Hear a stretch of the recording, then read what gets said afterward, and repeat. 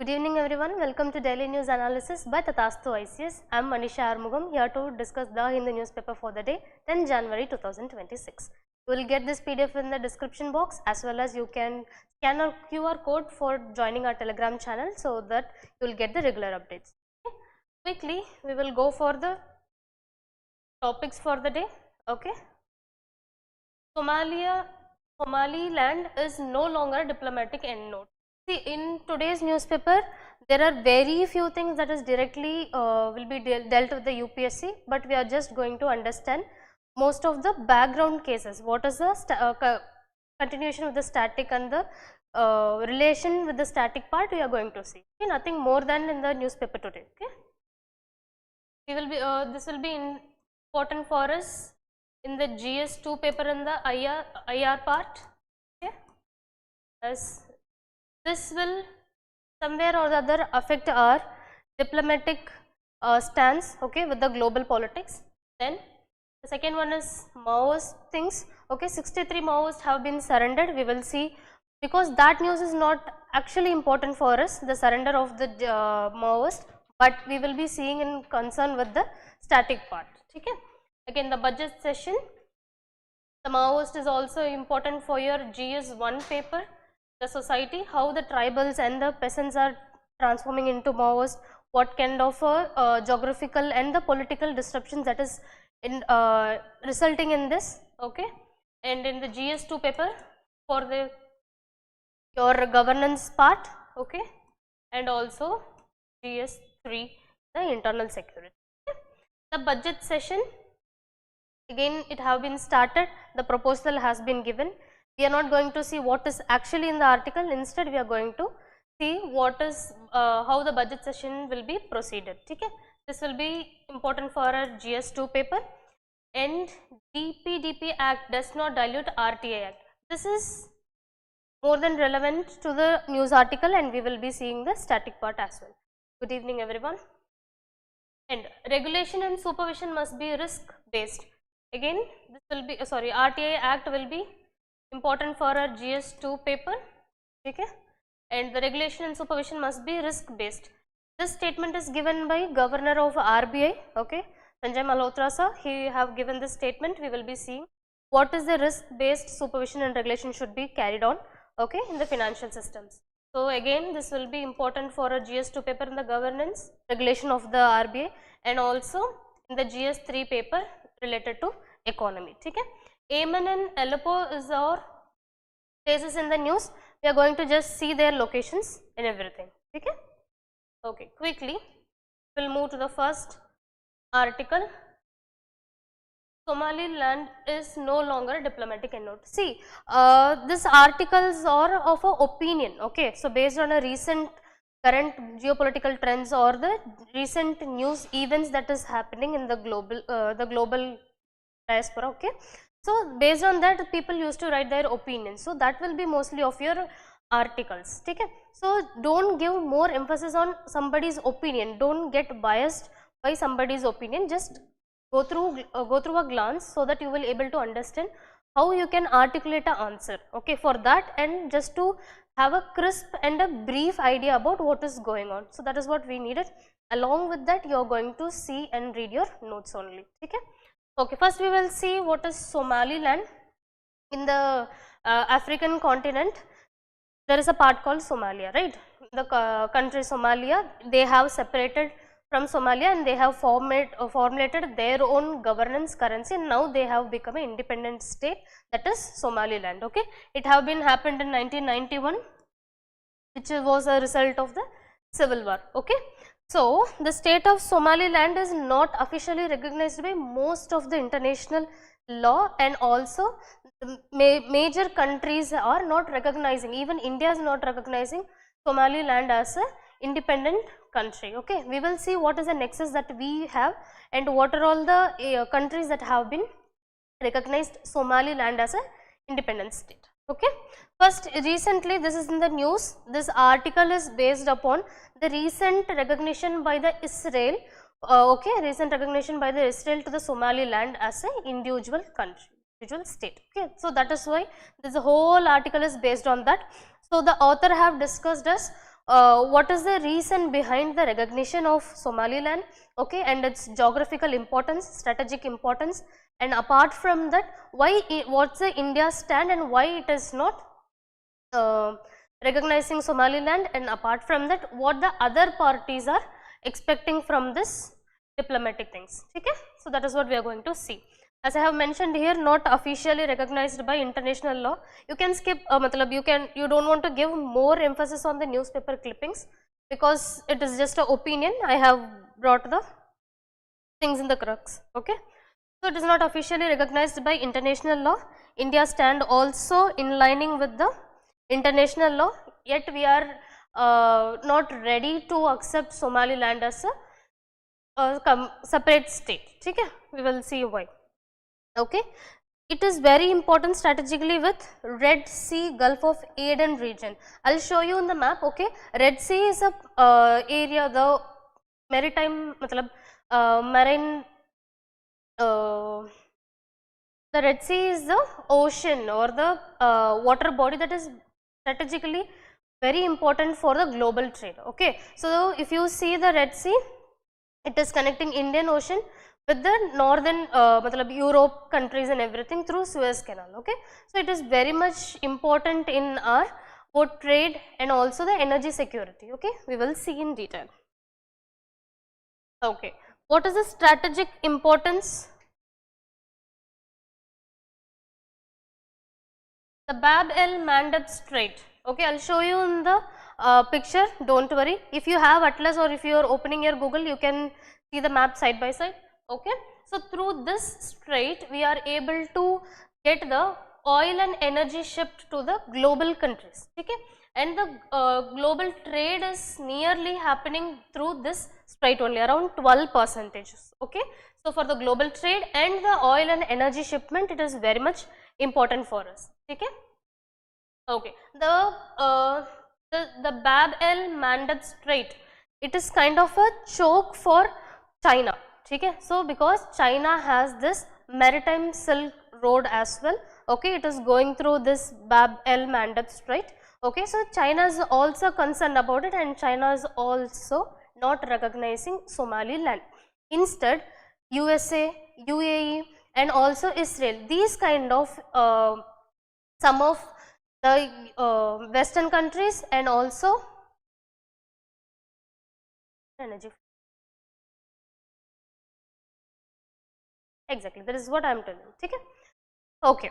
So the countries like Western Asia, like Israel and also UAE, they are recognizing Somaliland because of the strategic location that it has. Okay, as this actually take the position in the area near to Djibouti. Okay, you can see in the, if you see, I'll show you. If you see the African continent, okay,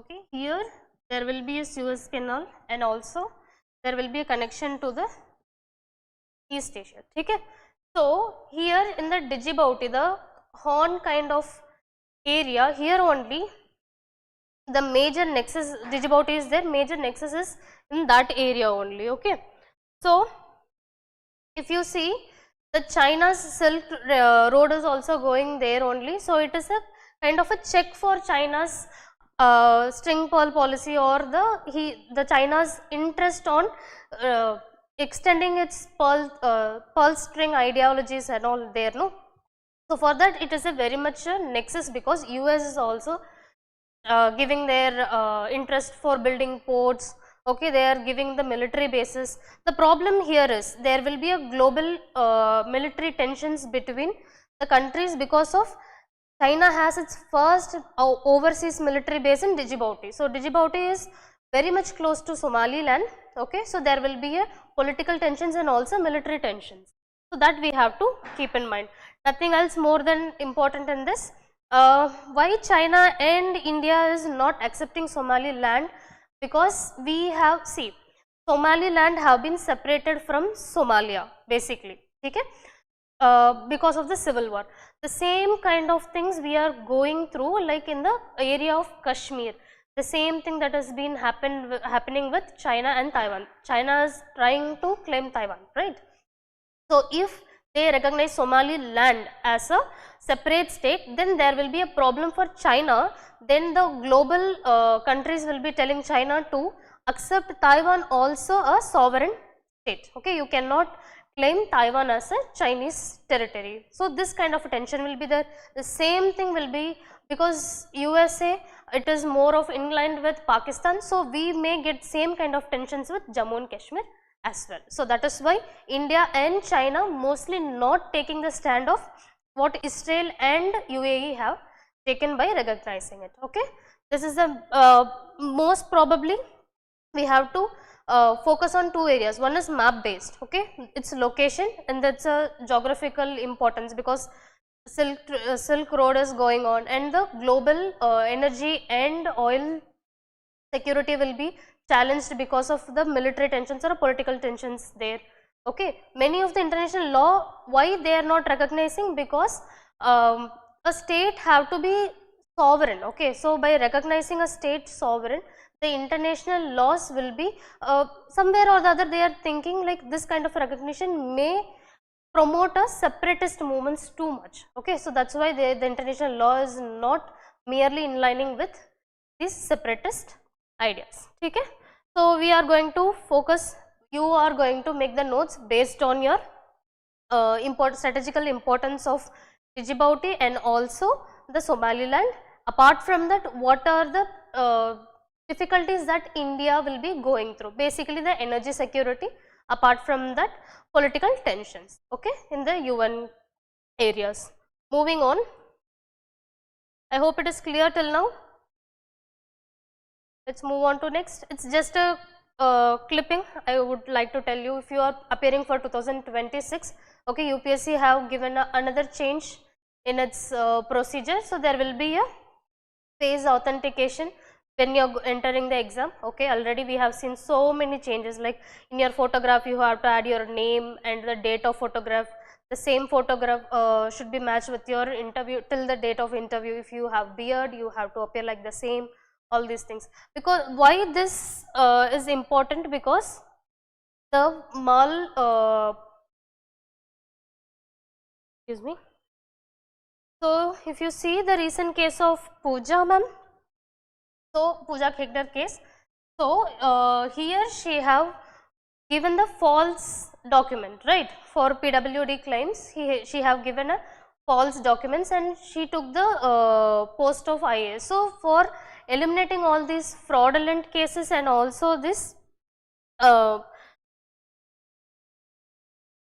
this false cases, we are going to UPSC is going with these updates. Okay, nothing much, just if you are appearing for 2026, just have a idea about it. Okay, and now I have given these two clippings together because see 63 Maoists surrender in Chhattisgarh's Dantewada, but what we have to see here is, it is not important, this clipping is not important, the news is not important, but the term that is been coming in the article, that is Maoist. And one more thing you have to see here is Chhattisgarh. Their location also is very important. Okay, so first we will see what is Maoist, a left wing extremism. Like you can achieve your ideologies and you can achieve whatever you want through armed rebellion. So that is the left wing extremism. Okay, so this have been started from the Mao Zedong's ideology, basically from China. Okay, so they reject, they are against the ideas of parliamentary democracy and constitution. Generally, I have mentioned here India because of the Indian context. Okay, generally they don't follow the rule of law. They want a communist based things, not a democratic based politics. Okay, so what they generally do, Maoists will be capturing the cities. Initially, this uprising will be between in India. First time it have been appeared in first time in India it have been appeared okay, in the Naxalbari, basically for the peasant uprising, okay, against the landlords. They have started as a peasant uprising. Later on it have been changed its dimension and it have moved towards a kind of a armed rebellion, okay. So, in the West Bengal region, Naxalbari, it have been started in 1967. The leaders were Charu, okay, and Kanu. So, all these are basic things. If you have already read your internal security part, then it will be easy, just a brush up, okay. Okay, so they will be capturing the cities, okay, then mobilizing peasants, tribals and poor. So, they will be giving their agenda, they will be propagating the ideas against the democratic principles and also against the government. Already jo social institution that have been in the practice, that will be they will be destroying it, they will be against it, okay. So, they want the communist ideology should be governing, okay. So, that is what their ideologies. Then, as I have told you here, Chhattisgarh is a major part, because see, these Naxalbaris and the Maoists will be mostly in the red corridor areas. Red corridor areas will be here, West Bengal, okay, Chhattisgarh, Jharkhand and also Odisha, Andhra Pradesh. These kind of areas are the red corridors because they possess a dense forest. So, for them they can hide, okay. Mostly it will be of tribal, they will be changing the mindsets of tribals, okay, and also because tribals already have a distinct culture, right. They will not be inclining with the city culture, they will be having unique culture and they will not be mostly close to the city and the government, they will be having their own lifestyle, right. So, there they will be focusing more. The red corridors will be the active areas for the Maoists to process more, okay. Because of the dense forest and the unaccessibility, like it is not easily accessible for the people, the government to intrude and to take out all these Maoist ideologies. So, it is geographically very difficult for people to city people and the government to intrude the forest and also to sanitize these kind of ideologies, okay. And again, geography, majorly these geographical nexus, like very much it will not be mostly populated, it will not be having any there will not be much revenue generating from there, okay. It is kind of a isolated area, so that will be easy for them to process even further, okay. And the root causes, as we have discussed, there will be a ideology against government, okay. There will be a ideology against this, they want a separate area, they want their own government. So, these kind of things, and also the tribal, the act that has been against the forest or the environmental minings that has been happening. So, all these are the root causes for these Naxalbaris, okay. Okay. The act that has been against used is UAPA, Unlawful Activities Prevention Act, and also PESA Act, okay. So, these are the act that is mostly important here. See, I am not going too much into it because it is just a glimpse, so that you can prepare. If you see a clippings like this in your newspaper, you just have to focus on what is the background in it, okay, not the count of it, okay. 18 women and also 63 Maoists, they have surrendered, that is not at all important. You just have to relatively prepare with your static part, okay. Now, budget session, okay, it is going to start on January 28. Generally, budget is under union list, okay. The article 112 mandates the union to proceed with the plannings and the estimations that government is going to proceed with the expecting financial year, what would be the expenditures, what are the expected revenues that government can yield, okay. So, based on this, the budget will be done. The sessions based on the rules of procedure and conduct of business, Rajya Sabha and Lok Sabha will be there in the proceedings, okay. First, we will see generally January to April will be the all the formulations and also the estimations will be done, the discussions will be done based on this only, okay. All the economic surveys will be taken in this period, January to April. Then the proposal of the budget will be between the Feb and May. Why I am telling you all this? It is not, the UPSC will not ask you like which month it will start, but there will be a streamlined questions for you. It may ask like the step by step, what will be the first session, what will be second session. We have 3 sessions in parliament, right? Budget, monsoon and also the winter. So these kind of things, it will make you easily derive the answers very logically, okay. So the budget session will be January to April, so the sequential order will be easy for you, yeah, okay. And the outlines that has been given by the government, a framework will be given, okay. We are expecting revenues from these and these, and we are going to we are going to spend the expenditure on these assets, these investments, all these things, okay. So this is basically a outline of the plan that is government going to exactly proceed with its expenditures and the revenues, okay. Okay, there will be revenue and expenditure. We will be discussing about its structure very soon, okay. Okay, there will be phases for this budget proposal. The first phase will be started from the President's address. President will be addressing the need for the budget, okay. First he will initiate, then the economic survey will be happening. Who will be taking the economic survey?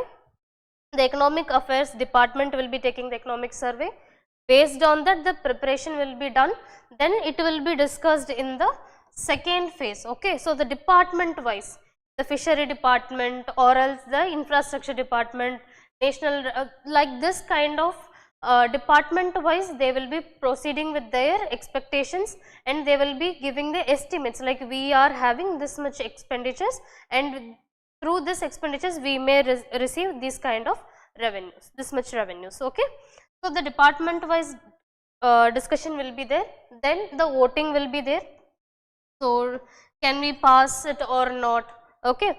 And iske baad you will be having your budget bill is being passed in the Lok Sabha. Now you tell me if you have idea that whether Rajya Sabha can start this process of initiating the budget, and what is the limitations that Rajya Sabha have based on this budget.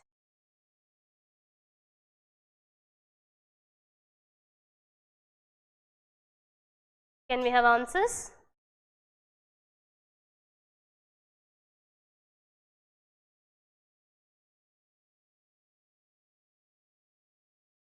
No issues, okay. We will see Rajya Sabha have only certain limitations, okay. So they cannot initiate the budget in Rajya Sabha because they are not directly elected members, okay, first thing.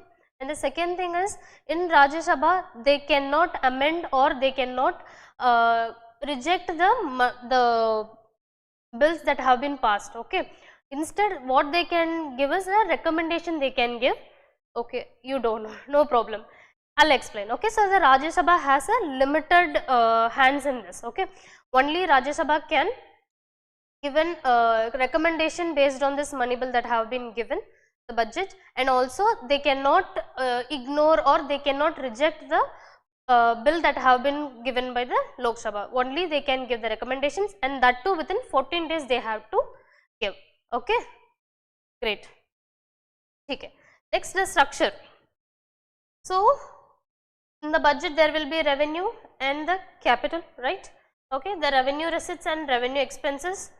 Can we have examples for revenue receipts?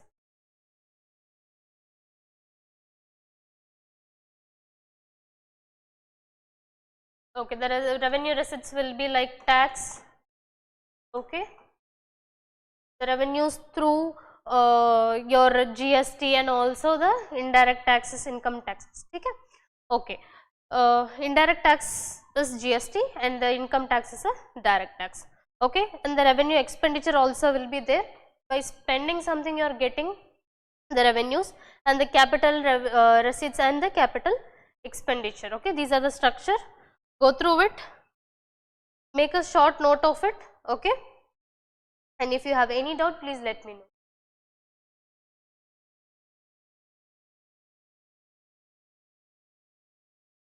Okay. Next, here DPDP Act does not dilute RTA Act, Attorney General says in opinion. Okay. So, what is DPDP? The Digital Personal Data Protection Act 2023. Okay. Here the controversies between DPDP and RTI is telling like you can get this informations regarding a personal information of somebody if there is any public problem is going on, or if there is any issues with the public things. Okay. But DPDP here it is protecting the personal data. So, people are telling, okay, the masses are telling that DPDP is diluting RTI by giving not giving the transparency. It is protecting the data so that we are getting the filtered, the net data, and some of the data are not, we will not get the whole disclosure of a thing. Okay. So, here that is why it is in the news. The section 8(1) subclause of J have been amended, okay, of the RTI Act. Okay. So, the conflict I have told you, DPDP is protecting the right to privacy and RTI is like right to know, I wanted to know. So, this is the thing that is going between as a conflict between DPDP and RTI. Okay. So, what is the challenges will be there? The first challenge will be personal data versus the government accountability. Majorly RTI is being used for getting the informations from the government for a about an individual or about a department. Okay. Even the individual person can file a RTI, okay, RTI against a department, how much expenditures they have used, okay, how many in the how much amount in the total of the budget they have been implemented for a certain scheme or something. Okay, they can get that from RTI. Here they are challenging that only, the personal data of an individual. If a political person, if a political individual, you wanted to get a idea about their asset and what if you have any allegations against an individual person, okay, based on the corruptions and everything. So, you can get idea about how many assets they do have, what is their position, these kind of things you can get from RTI. But the problem is by providing these data, it may be misused, okay, that is the government is concerned about. So, that is why the DPDP have been arguing this, there will be a thin line between the transparency and the complete disclosure of the data. So, according to article 21, we have to give the privacy act, right. So, this is the argument that is keep on going. Okay. So, what is the section 8(1)(j) of the RTI Act before the amendment? So, the if there is any public interest, then you can go for the RTI, okay, you can get the disclosure of the particular individual's data. Okay. But now after the amendment, so what will be there? The public interest will be there, but still the government will be providing you the data, not the complete data, but if it is basically on the any public interest, if there is any problems related to public or the masses, okay, then you can be get the data, that too in the exceptional case, conditional exemption will be there, not the whole data will be given. Okay.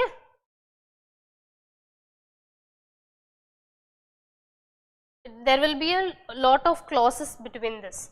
So, you will not be getting the whole data, instead you will be getting certain exemptions, like based on certain things you cannot question their data. Okay. Okay, so as I have told you, the government argue does not dilute RTI, it is not diluting the RTI, instead it is trying to protect a individual's privacy. Okay? And section 8(2) of RTI Act allows disclosure. Okay? When it is needed, it will be given the disclosure, and not as just like that, or not if somebody else want to give the allegations against some political identities, or if you want to know about somebody in the department, you cannot directly go and ask it. Instead, if there is any corruption that have been happened and there is a proof against it, okay, the major mass is being affected because of that, then you can get the data based on this exemption. Okay. Okay. So there will be a balance. Government is arguing that there will be a balance between the privacy and the transparency. Okay. So there will be a privacy that have been protected, and apart from that there will be transparency also maintained. So that is what they are telling, it is not diluting the RTI. Okay. Then DPDP, legal framework, not immunity from scrutiny. Again the same statement, it is just a immunity for the privacy. It will never ever erode, it will not eliminate the process of being scrutinized. Okay. So you can go to courts and you can ask the data for appearing in the courts, or if you want to appeal anything, then you can go for it, but DPDP will never stop you from getting scrutinized. Okay. Okay, is there any doubt till now? See, all these are basically you are going through with the static part, okay, and the concerns majorly will be lower asset disclosures. So if there is, again when it comes to the corruption, there will be not much asset disclosure, but there will be very less disclosure will be there. Okay, and the bureaucratic accountabilities. So the transparency is still there, but the bureaucratic accountability will be very less. So that is the public concern, but the government will ensure. See, government is a public institution and that works for public. So they will not be going against the public. Instead, they will be demarking the line between somebody's privacy and also the public welfare. They will be marking that. So whenever you are writing your answers, or if you have any questions the UPSC mains regarding this act, please keep your arguments and please keep your statements based on a neutral thing, okay, not on a bias, not against the government or not against the public's request on the transparency. Keep that in mind. Okay. Moving on. Next, regulation supervision must stay risk based, tech neutral.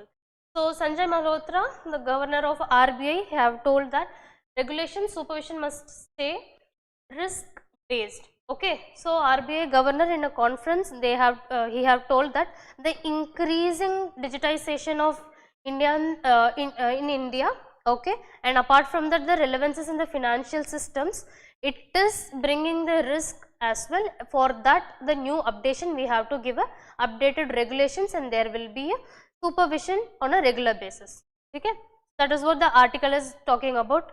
Again, it is not directly to your UPSC, but because it is a statement of individual, but as he is the governor of RBI, you have to make sure like what is the complete circular economy of this article. Okay, first this is in the news because of his statement in the conference. Okay, redefining the operations of regulated entities, regulation and supervision by the regulator must remain risk based, proportionate and technology neutral. We will see these three things in detail. Okay. Okay. So the first one is regulations. Okay. So what he have told, first is risk based. So if a private bank is going on, if a huge entity, if it is a large institution, the risk of losing the money, the financial risk is high, right? So based on that, the regulation should be high. Okay, if there is a low risk like NBFCs, okay, So, the procedures, the regulations flexibility should be there based upon the risk level. Okay?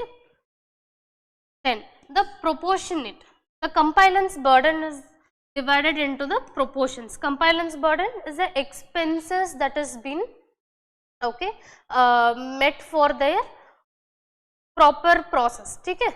So, the proportionate will be of two types. If entity is small, okay, and the if you see two entities like HDFC Bank, okay, and also any rural bank. So, which is the biggest entity? Obviously, the HDFC. So, their compliance burden will be huge. They will be they will be giving the compliance burden more than the rural banks. It is not a fixed one, it is not a rigid one. Based on the size and based on their vastity of operations, they will be providing this compilations. Okay? Then the tech neutral. Be it any kind of technology that been used in the digitization of all these financial systems like AI or cloud based, okay, and also the blockchain based, whatever the irrespective of the technology, there should be regulations. See, it have not mentioned clearly till now, okay, what will be the exact regulations that will be proceeding with, but these are the ideas that he have given. We will be seeing it in detail once he give the proper documentation about it. Okay? So, what will be the result of this if we are not inculcating these regulations and the supervision? What will be the problem? First, cyber security threats, because see the digitization, like you can immediately, instantly you can derive loans from the apps, right, and also the immediate credit that is being given from not regulated bodies, you know.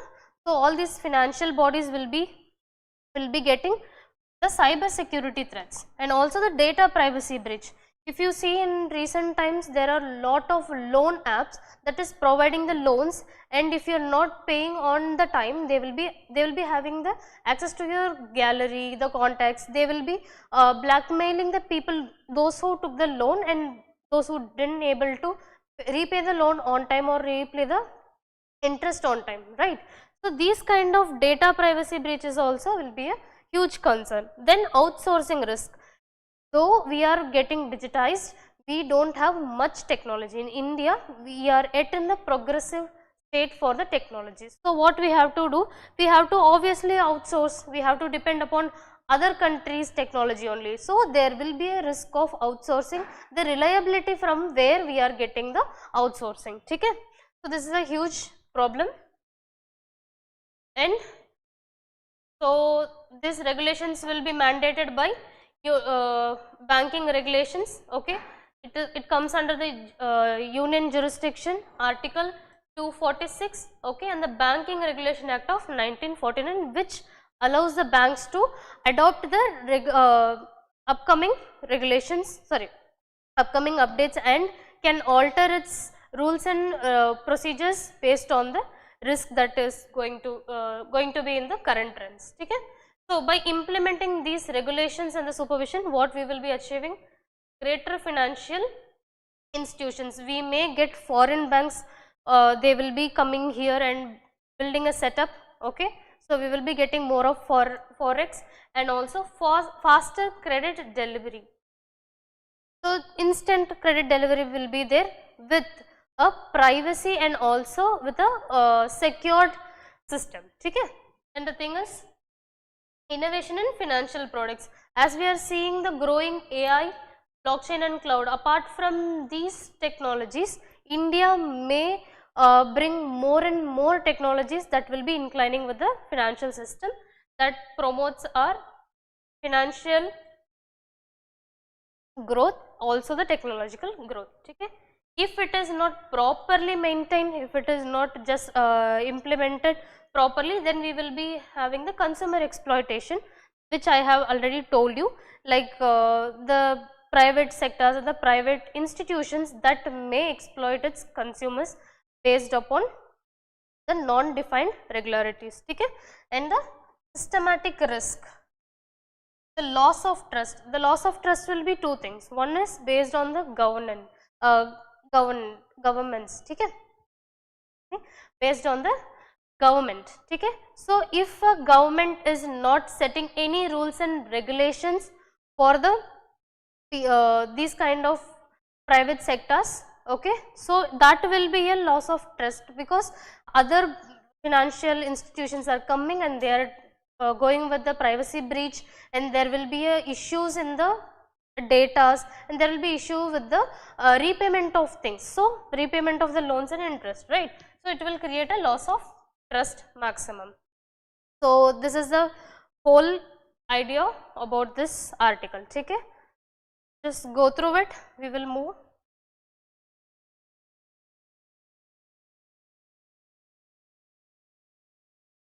What is the background and what will be the regulations, exactly what the governor have told us.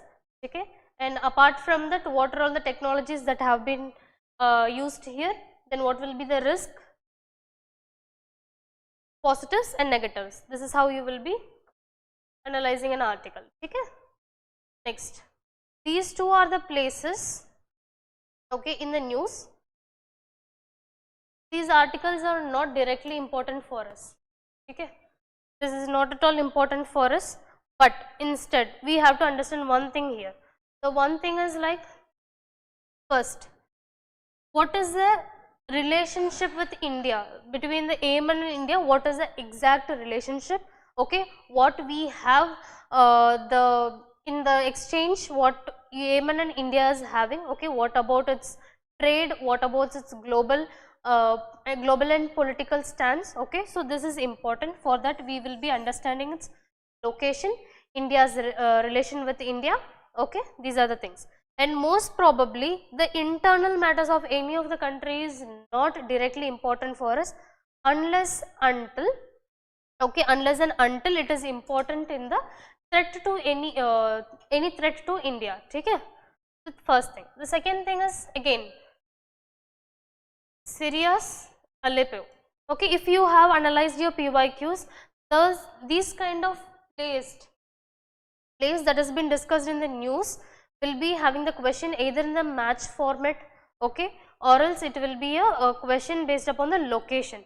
Most probably these areas, Yemen and Syria, they are these kind of places like West Asia, and wherever there is a instability, there will be a question based upon the location and the strategic area that is related with India. Okay, so we will see two questions based on this. Before that, I wanted you to see a map. Okay, whenever you are seeing this kind of news, you immediately open your atlas and see where is Yemen is. So here Yemen is. So according to India, it is important because most of the most of the global trade will be happening through this, as we have seen in the Somalian land. Okay, here it is Djibouti. Okay, I couldn't show you, but here somewhere here only it is Djibouti. Okay, so all the trades will be mostly through this Suez Canal. So the western and the eastern globe will be connected through this for the trade. Okay, so it is very important, and the political stability is also very important here. Okay, the political stability in this Red Sea area, it is more and more important for the trade. The trade route is being peaceful. Okay, then here if you see the Syria, here it is, hope it is okay, here the Aleppo. Okay, so you should know the areas where it is present. Based on this, they can ask Aleppo is a landlocked area, or else it is related to Caribbean Sea or a Black Sea. Like this kind of questions can be asked. Okay, okay, let's quickly solve two questions. Okay, first, Towns sometimes mentioned in news country, it is a PYQ, okay. Aleppo, Syria, 𝐶𝐞𝐻, Mosul, Palestine, and Mazar-i-Sharif, Afghanistan. So, which of the pairs given above are correctly matched? So, these are the areas and these are the countries. Okay, quickly tell me. If you have Atlas, Atlas, you can go through that also.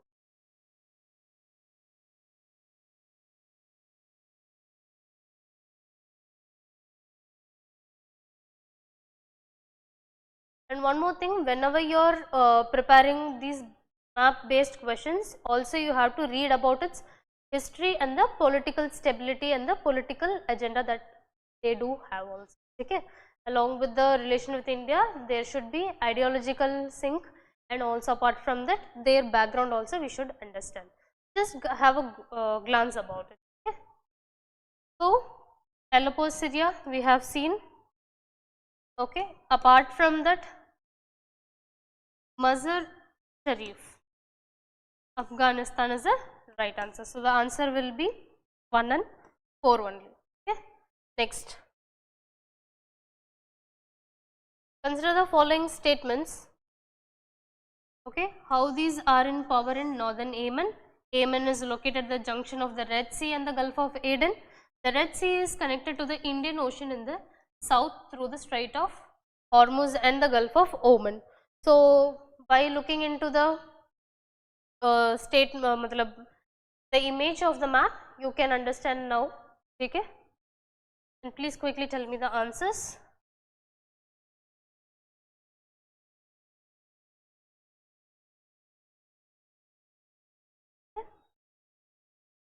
So, how this, for this only I told you, if there is any place in the news, you should understand its political background also, the history also. Okay. Now, how these are in the power in the northern Yemen. Okay, and Yemen is located at the junction of the Red Sea and Gulf of Aden. If you see,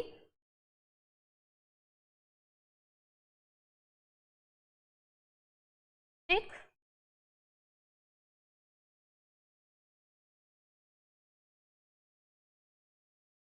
and Red Sea is connected to the Indian Ocean in the south through the Strait of Hormuz and the Gulf of Oman. Again, for this statement, we will go back to the map. Okay. Is it through Gulf of Oman? It is actually, it is through the Gulf of Aden. Okay, so this is how they will be twisting. So again, the answer will be 1 is right, 2 is right, but 3 is not right. So the answer will be 1 and 2 only. Okay. Okay. So that's it for the day. There is nothing much related to UPSC directly, but the background cause, you know, the root and the static part is very much important based on these articles. So whenever you see this kind of answers, whenever you see this kind of clippings in the newspaper, you have to work on the static part as well. That is how you will be effectively reading your newspaper. Okay. Okay. All the very best, and thank you for